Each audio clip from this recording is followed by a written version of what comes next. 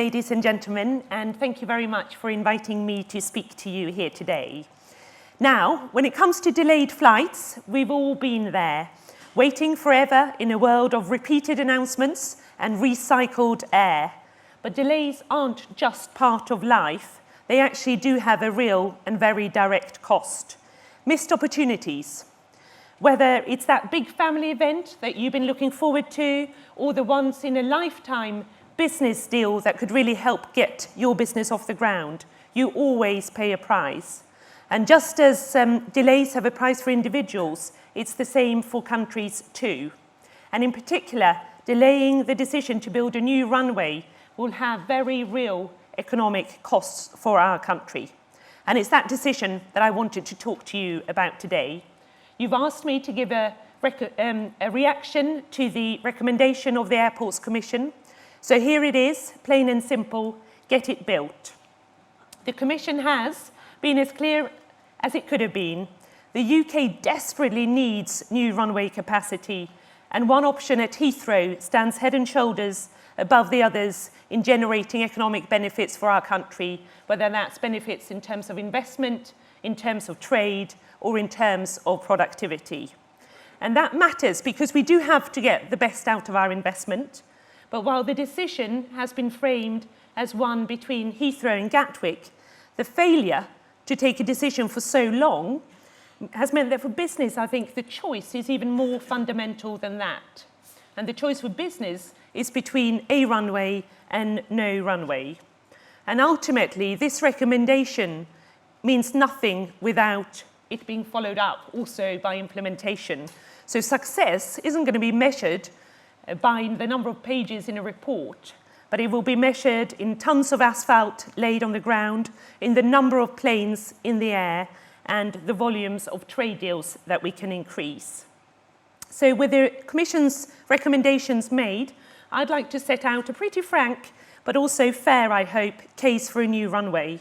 And above all, I believe that a new runway will help us rebalance our economy, it will stop us handing opportunities to our rivals, and it will prevent us landing future generations with having to pay the price for our inaction. So firstly then, I believe we need to get a new runway in order to rebalance our economy. Spare runway capacity isn't some kind of optional extra, it is an economic necessity. It's the connective tissue that gives the UK the means to compete, securing the trade and investment that we need and that ultimately will help us create jobs. So let's start with trade. We published a report just under a year ago called Trading Places, and that shows that there is a very, very clear link between direct flights and trade. And no wonder why, really. And when we talk to our members and we survey our members, we did a survey last year with URS on infrastructure, and 3 in 4 businesses in that survey said that the availability of direct flights had an impact on their travel decisions. And to be clear, that means that getting people from A to B easily and quickly is an important factor in deciding for businesses which markets are open for business. Of course, it doesn't stop at people, though.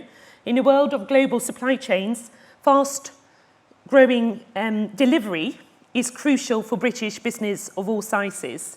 So if we take a company like NIDA, based in Stoke-on-Trent, they supply precision parts to the automotive and the aerospace sectors.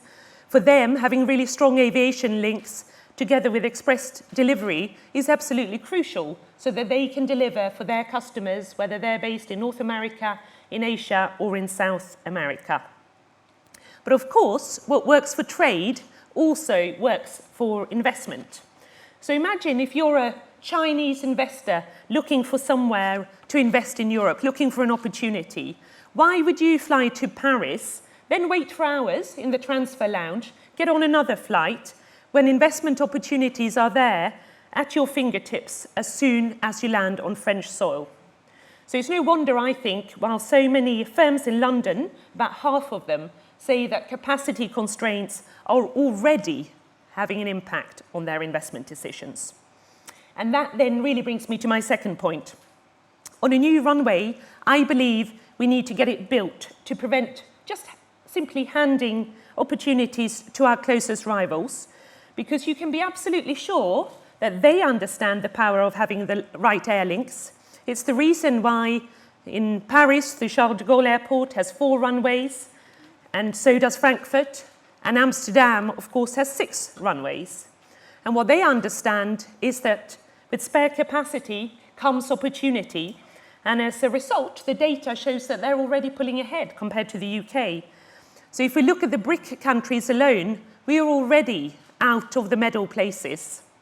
Again, that Trading Places report that I referred to earlier shows that the UK has been relegated to either 4th or 5th place for new routes to China, to Brazil and to Russia from the EU in the last 20 years. And if we're already suffering in growing new routes to high growth destinations, that's only going to get worse as we get to full capacity according to as early as 2025, according to official estimates. And meanwhile, our competitors are using their spare capacity to dip their toes into the waters of new markets. So take China as an example. Today there are flights from Amsterdam to Xiamen 3 times a week. There are 3 flights a week from Paris to Wuhan, and flights between Frankfurt and Shenyang twice a week. So how many flights does the UK have to these destinations? Not a single one. And these are some of the fastest growing areas in the world. According to the UN, these 3 Chinese cities alone will have a combined population of 19 million by 2025. And just as a comparison, the UN forecasts that by that time, the Netherlands will have a population of 17.5 million. So on these 3 routes alone, we're missing out on trade with a fast-growing market comparable to that of an average-sized European country. And the truth is that while we're here today discussing new runway capacity, where to build it, our competitors are deciding which high-growth destinations they're going to be flying to next. And as flights lead to trade, and trade lead to more flights, it won't be long until routes to these destinations are served by daily flights from these airports, and then several times a day. And I really think that as a country, we have to pull our heads out of the sand, and we have to take advantage of global opportunities. But that all starts with building a new runway. And that really brings me to the final point I wanted to make here to you today. And that is that when it comes to airport capacity, time really is money. So we're not just missing out on global opportunities, but we're paying an economic price right here and right now.